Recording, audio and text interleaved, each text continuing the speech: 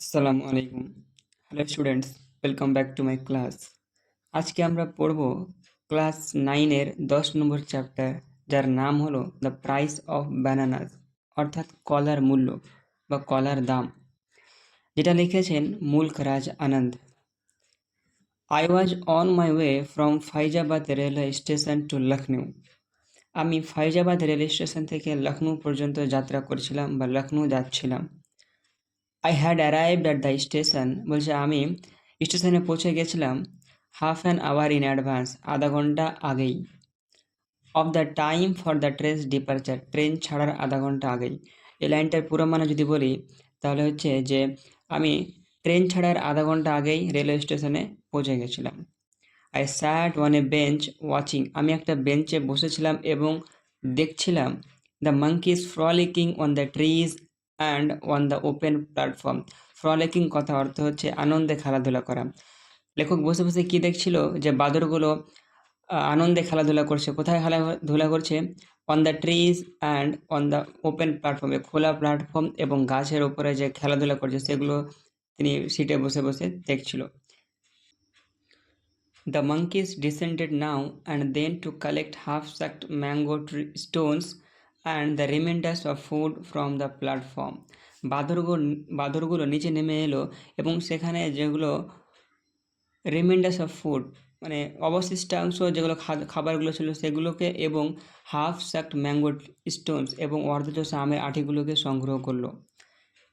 The younger monkey sat on the boughs, younger কথা হচ্ছে কম বয়সী বাদুরগুলো স্যাট অন দ্য বোস মানে boughs of neem and tamarind trees, সেখানে নিম গাছ এবং তেঁতুল গাছ ছিল, সেগুলো গাছের ডালপালাতে, বোস কথা অর্থ হচ্ছে ডালপালা। কম বয়সী বাদুরগুলো নিম গাছ এবং তেঁতুল গাছের ডালপালাগুলোতে বসেছিল। বসে বসে কী করছিল? Ready to jump after any food that may be visible, তারা প্রস্তুত ছিল জাম্প করার জন্য, একদম লাফিয়ে পড়ার জন্য। Any food that may be, যে কোনো ফুড, কোনো খাবার দেখতে পেলে তারা ঝাঁপিয়ে পড়ার জন্য তারা প্রস্তুত ছিল। Just then the train was announced by the ringing of the station bell, ঠিক তখনই স্টেশনে ঘন্টা বাজিয়ে ট্রেনের ঘোষণা হলো। I concentrated on securing a seat for myself in the train.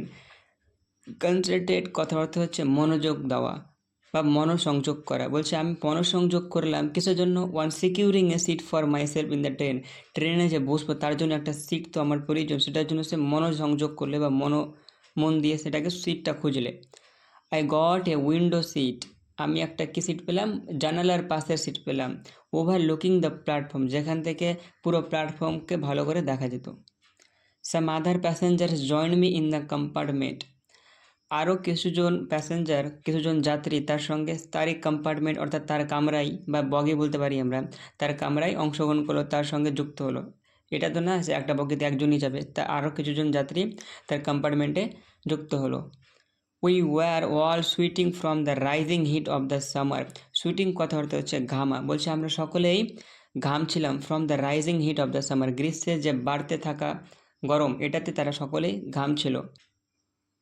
Several passengers were busy filling up their small earthen pitchers from a water pump. Pitcher কথা অর্থ হচ্ছে কলসি, আর এখানে বলছে আর্দেন পিচার মানে মাটির কলসি। সেভারাল প্যাসেঞ্জার্স ওয়্যার বিজি মানে কিছু যাত্রী বা অনেক যাত্রীগুলা কী ছিল? ব্যস্ত ছিল তারা। আপ দেয়ার স্মল আর্দেন, ছোট মাটির তৈরি যে কলসিগুলো ছিল সেগুলোতে জল ভরার জন্য তারা ব্যস্ত ছিল। কোথা থেকে? ফ্রম এ ওয়াটার পাম্প, সে জলের কল থেকে। আই ওয়াজ স্ট্রাক হচ্ছে আমি অবাক হলাম। লেখক বলছে আমি অবাক হলাম কী দেখে অবাক হয়েছিল? By the genius of a monkey in snatching away the loin cloth of pious person who was taking a bath under the pump. এখানে বলছে লয়েন ক্লথ অর্থাৎ হচ্ছে কোমরের নিচে কাপড়কে বলতে বোঝায়, তার মানে এখানে আমরা ধুতিও বলতে পারি। এখানে কোটি যদি আক্ষরিক অর্থ বলি, লয়েন ক্লথ কথা অর্থ হচ্ছে কোটি বস্ত্র। তাহলে পুরো মানেটা বলি যে আই ওয়াজ স্ট্রাক, আমি অবাক হয়ে গেছিলাম। কী দেখে অবাক হয়েছিল? By the genius of a monkey in snatching away the loincloth of a pious person who was taking a bath under the pump. বলছে একজন ধার্মিক লোক ওই স্নান করছিল, ওই কলের ওখানে স্নান করছিল, ওর কোমরের নিচের কাপড়টাকে নিয়ে পালিয়ে গেছে, স্ন্যাচিং মানে ছিনিয়ে নিয়ে পালিয়ে গিয়েছিল। এটাকে দেখে কবি স্ট্রাক হয়েছিল, অবাক হয়ে গেছিল। A great deal of general amusement was caused by this incident. Amusement কথার অর্থ হচ্ছে আনন্দ। এই ঘটনা সবার মধ্যে একটা আনন্দর সঞ্চার ঘটালো, সবার মধ্যে একটা আনন্দ দিল এই ঘটনাটা, সবাই দেখে হাসাহাসি করছে। The bather then requested the monkey to return his loin cloth. তারপর যে স্নান করছিল ওই লোকটা, ওই ধার্মিক লোকটা রিকোয়েস্টেড অনুরোধ করলো দ্য মাঙ্কি, কাকে? বাদরটাকে, two return his loin cloth, তার ওই কটি বস্ত্র, তার যে ধুতি বলতে পারি, তার যে কোমরের যে কাপড়টা সেটাকে ফেরত দেওয়ার জন্য তাকে অনুরোধ করলো।